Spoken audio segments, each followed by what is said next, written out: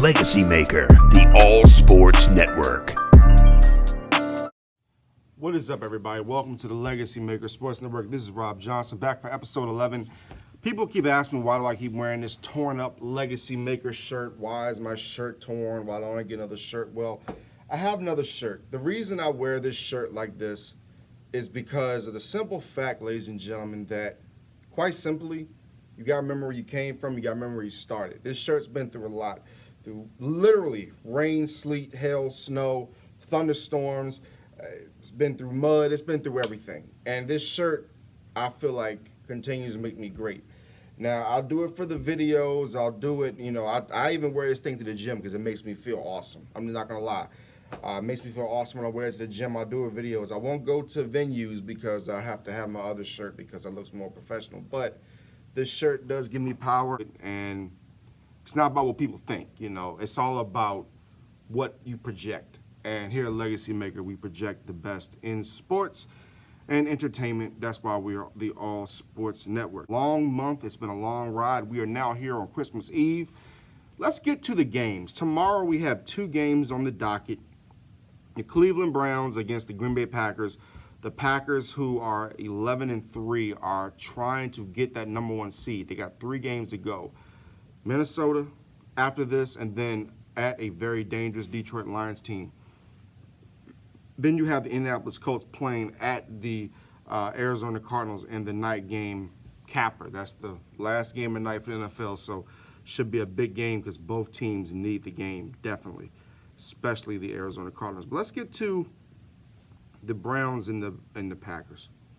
The Packers struggled against the Ravens last week, which we all know, but the Ravens are a tough team. The Ravens are a team that bring the heat. The Ravens are a team that any time could beat anybody in the NFL. They could also lose to anybody in the NFL by 20, 25 points. They also didn't have their explosive former MVP in Lamar Jackson. The Cleveland Browns come into this game 7-7. The AFC is really tough. Oh, if I am the Green Bay Packers, I come out strong. I come out and I run the football. I put the ball in Aaron Rodgers' hands, get the ball to Devontae Adams, get it to some of your other weapons. I think that this game could be a wash. I think that the Green Bay Packers are so good that they might end up blowing out the Cleveland Browns by at least 14. I will give it to the Green Bay Packers 35-21. I just don't see Cleveland coming into Green Bay on Christmas Day beating that team. Next, we have the Arizona Cardinals and a very dangerous Indianapolis Colts. This game is going to be the 8:15 game. When I look at Arizona, I see a team that has completely lost their confidence. I don't think we should dismiss the loss of DeAndre Hopkins. He changed life for Kyler Murray. Kyler Murray was a decent, good quarterback before. I said it when he came out of Oklahoma that he should have been the number 1 overall pick. I had some people saying 4th or 5th round. No, he should have been the first pick. However, he has 20 touchdowns and 10 interceptions. And he's not playing good football right now. Kyler Murray has 3,039 yards, while Carson Wentz has 3,005. 23 touchdowns, 6 interceptions for Wentz, and 20 touchdowns and 10 interceptions for Kyler Murray. It's an average season. Let's just be honest. It's an average season. I mean, you look at Dallas and what Dak Prescott's doing. He's got 25 touchdowns, 10 interceptions. That's average. So you can almost call this below average for Kyler Murray. He started out so hot. He was doing great things. He was passing here, passing there. The biggest reason I feel that the Cardinals are even floating the way they are is because of James Conner. 187 carries for 700 yards and 14 touchdowns. That's great, right? However, you look at Jonathan Taylor, 270 carries. That is about a good 80. That's about a good 83 more carries that Taylor has on Conner. 1,518 yards with 17 touchdowns. This Jonathan Taylor, especially if he has a huge game, which after watching that Cardinals defense last week against the Detroit Lions, he could go for 150 to 200, especially if Carson Wentz can take care of the football. See, Carson Wentz is the key for this whole thing. No matter what Jonathan Taylor does, he is the key. Now, John Kelly, the center, is out this week for the Colts. That's huge. offensive line play. Anybody who knows me, knows my history, knows about when I talk about football, you have to have all of your offensive linemen there. And that's one thing that's been the issue for the Cardinals, in my opinion. They've had, struggles of offensive line. A lot of teams have had struggles of offensive line. And when you're playing below average football and your line isn't blocking the way they should be blocking, then you have an issue. Now, the Colts have been strong all year. They've been strong the last few years. What I would say for this game is it's hard to tell. It is very hard to tell and pick this game because I don't know what Arizona Cardinals team I'm going to get. I could get the Arizona Cardinals team that comes out and beats the Colts by 21, or I could get the Cardinals team that comes out, plays well, and gets beat by 3 points, or I could get the Cardinals team that gets beat by 30. It's a difficult proposition for me right now because this is a hard game to pick. Because you don't want to discount the Arizona Cardinals. But I'm going to. The LA Rams are breathing down their neck. The LA Rams are coming. The LA Rams remember that butt whooping they took. And I've been hard on Matthew Stafford, but I will continue to give him credit. Matthew Stafford is playing some really good football. He wasn't selected to the Pro Bowl, and I think that's going to piss him off. Now, can he do something about it? We'll see. Getting back to this game.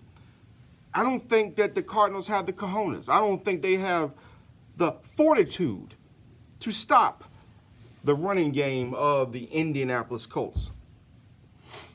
Jonathan Taylor's going to run wild on these boys. Carson Wentz is going to have a decent game. That defense is going to get after Kyler Murray. I got the Indianapolis Colts in this game. 41-24. That's right, 41-24. Arizona's got to come out and prove something, man. You got to come out and prove something. That's the bottom line.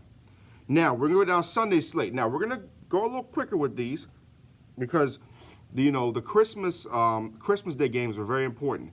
So that highlights NFL weekend. But we're going to go down these games real quick, and I'll give a little analysis here and there, but I'll try to make this quick for you guys here on RJSports Lounge, episode 11. Detroit against the Atlanta Falcons. I'm going to give this to Atlanta Falcons 21-14. I think that the Detroit Lions keep this game close. I think that they continue to build. I think they continue to build towards a really decent 2022. I like this team. I like their fight, like their heart. But I just think that Matt Ryan really wants to get a win here. And I think that this team at 6-8 is just very desperate for a win. Would it surprise me if the Lions came in and beat Atlanta? No, it would not. But I will say that I think that the Falcons have enough pride about themselves that they'll come in and win this game. New York Giants against the Philadelphia Eagles. The Giants beat the Eagles last time, what many call, and I call, an upset because they just had no business beating the Eagles. They had no business whatsoever. So I'm going to give this game to the Philadelphia Eagles. I think Jalen Hurts will go off. I think that the running game will get off, especially for the Philadelphia Eagles. Very interesting stat right here. I know Miles Sanders has been out for some weeks, and so was Saquon Barkley, but Barkley has 115 carries for 429 yards, 2 touchdowns, 1 fumble, and Miles Sanders has 130 carries for 709 yards and 1 fumble, no touchdowns. That's a number 1 pick, and I believe Miles Sanders was a second-round pick. Not too far off there. Something to think about if you're the New York Giants. Next we have, and I think I'll put the score for the Eagles and the Giants, 31-14 Eagles. Next we have the Jacksonville Jaguars against the New York Jets. The Toilet Bowl, I'll give this to the New York Jets by a score of 28-21. Next we have the Buccaneers and the Panthers. Look, the Buccaneers are ravaged by injuries right now. They're getting Antonio Brown back. They're getting some pieces back here and there. Got to be very careful going to Carolina. It's a 1 o'clock game. Cam Newton has struggled pretty much damn near the whole year. Sam Darnold may be getting some snaps. You don't know what kind of things he'll be able to do. He may be trying to get a late push to, get a job next year, etc. Carolina historically has always been dangerous when you come into their stadium and you're trying to clinch something or you're trying to win an important game. With all that being said, I'm going to give this game to Tampa. Tampa has to win this game. That's point blank and period. With everything going on in New Orleans right now, with the top 2 quarterbacks having COVID and possibly being out, we'll get to that later. You got to win this game because you can't let New Orleans have any hope. Remember, Tampa's 10-4, right? Tampa's 10-4. New Orleans is 7-7. If they tie at the end of the season, guess who wins the division? Tampa's got to come in like gangbusters. They got to beat these guys down early. They got to beat the roar out of the Carolina Panthers. You know how the Panthers roar? They got to beat the roar out of them early. Because if they don't, if they give Cam Newton, if they give that team some confidence, could be dangerous if you go into the fourth quarter. Tom Brady's got to play better as well. The LA Chargers against the Houston Texans. LA Chargers. Should be no question. If you're the LA Chargers, I don't want to hear anything about, oh, you know, we didn't come in prepared or, you know, this and that. No. If you are the LA Chargers, I don't want to hear any damn excuses. You are playing a Houston Texans team who, they have nobody. Yes, it's the NFL. Yes, anybody can beat anybody. But if you go into Houston and you lose this game, oh boy. Oh, my rant will be epic on you. All I've been hearing about Justin Herbert, and I'm a Justin Herbert fan. I like Justin Herbert. But I think we need to calm down on comparing him to Patrick Mahomes. Patrick Mahomes at least has won playoff games, been to an AFC title game, won a Super Bowl, possibly going to win a division here really soon again. How many divisions has Justin Herbert won? 0. How many playoff appearances? 0. How many Super Bowls? 0. How many championships? 0. Let's quiet down a little bit. Let's quiet down a little bit on Justin Herbert. You know, I like him. I'm a big fan, but give him the same treatment as other quarterbacks. You know, give him the same treatment. You know, because it's getting down to that point now. It's going to be year 3. Got to make something happen. Next year, got to make something happen. And start by this weekend by beating the Houston Texans, please. Buffalo Bills, New England Patriots. Tough game. Whoo! Woo! Tough game, man. Woo! Man. The game is at Foxborough. The Patriots have the ability to beat this Bills team. Josh Allen, 31 touchdowns, 12 interceptions. Mac Jones, 18 touchdowns, 10 interceptions. I don't know, man. I just think Buffalo is ready. I just think Buffalo is ready to come. I called the New England Patriots the most dangerous team in the NFL. Maybe in, October. But I think Buffalo has that killer instinct again. I think watching New England against the Colts, and maybe the Colts are just that damn good. Maybe the Colts are going to get into the playoffs, backdoor their way into the playoffs, maybe hell even try to even win the division somehow. Yeah, I just wanted to make sure. The Indianapolis Colts right now are 8-6. They are second in the AFC South. They can still win a division, but if the Titans win one more game, that's it because, of course, the Titans have beaten the Colts twice. So just wanted to throw that out there. But like I said, the Colts could be one of those great teams that could backdoor their way into the playoffs and, they could beat everybody in sight. I could see it in AFC. I could definitely see it. But, and I say that, this game is hard, man, because this game right here could define so much. And you still got 2 games to go. I understand that. But this game is big for the Buffalo Bills fan base, their head coach, especially their quarterback. It's biggest for Josh Allen. Josh Allen has to, Josh Allen has something to prove here. And I think he does. I think Josh Allen has the cojones. I think he has the fortitude to make something happen here. And I think he will make something happen here.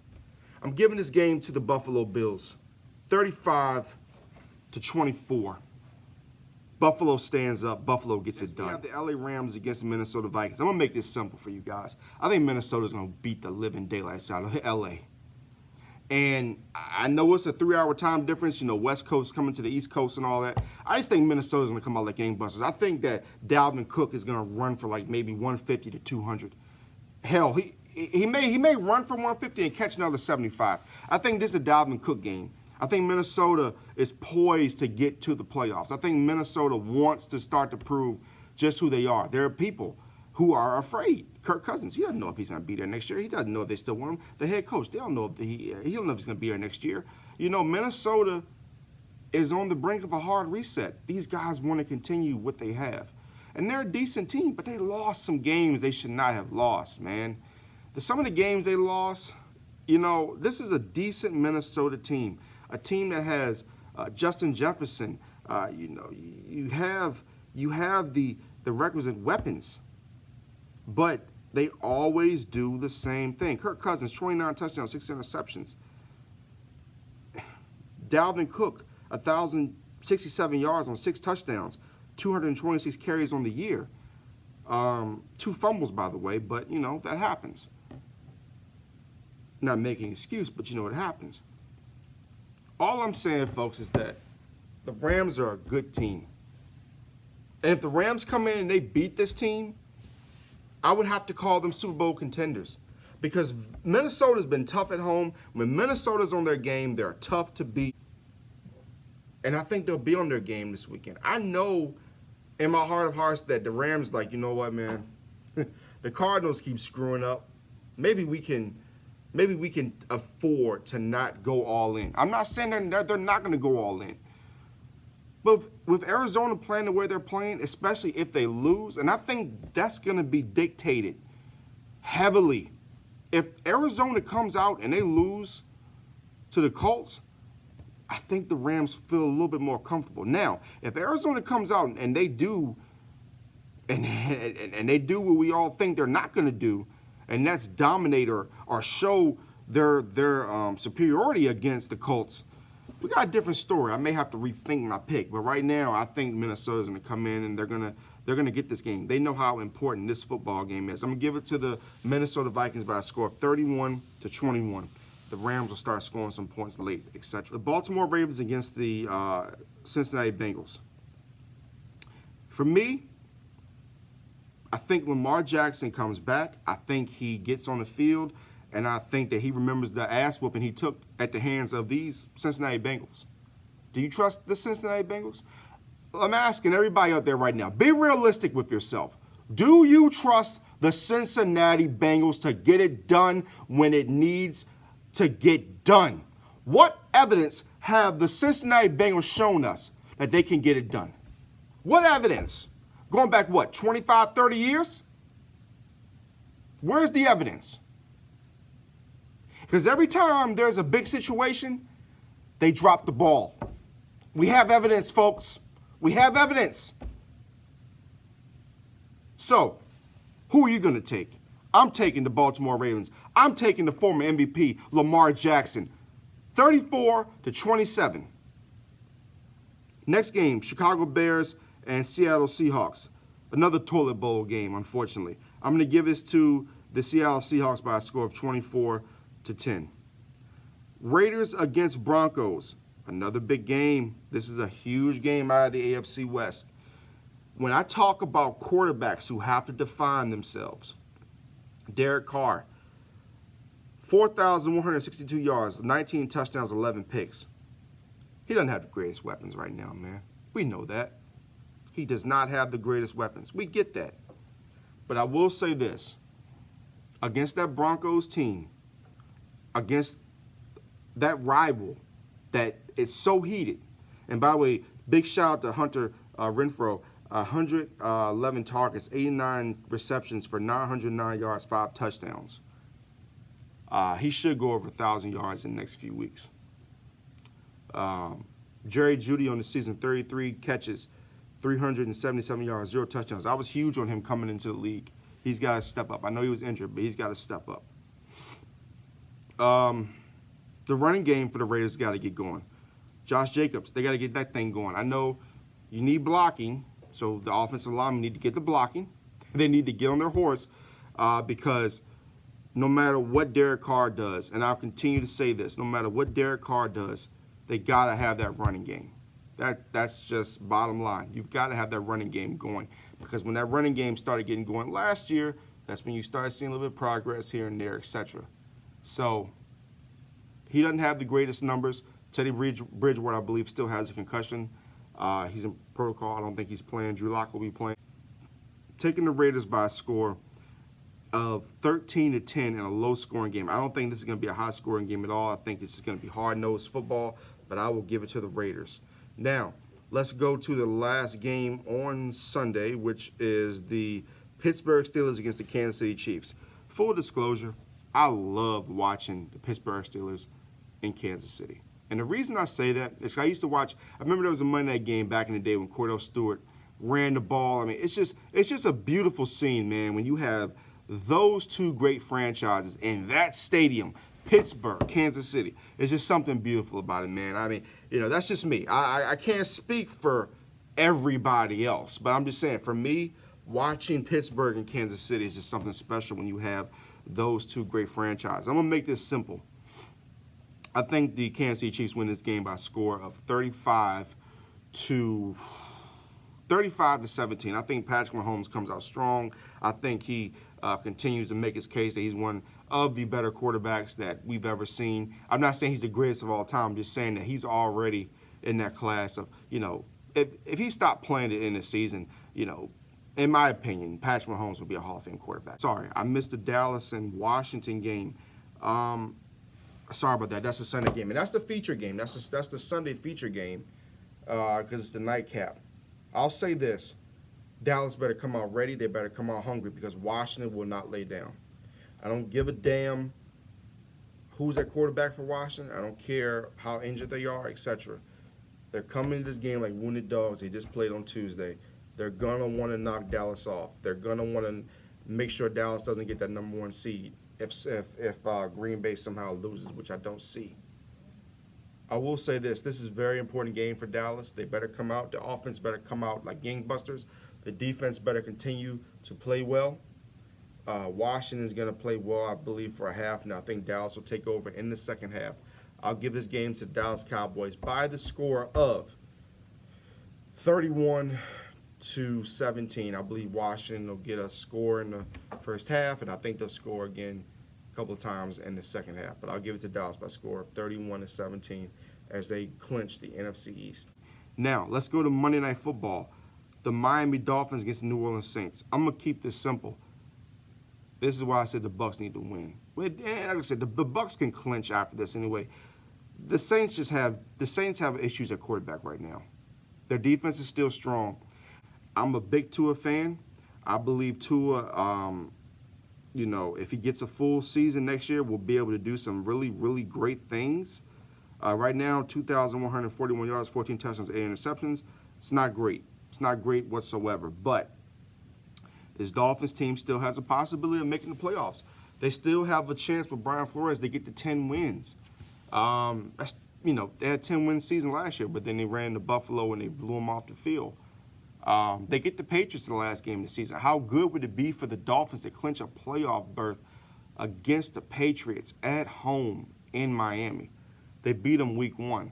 In fact, if you go back, that's a very important win for Miami and a bad loss for the Patriots because they would be 2 games up on Buffalo right now, and they would have even more of a comfort level. So that's huge.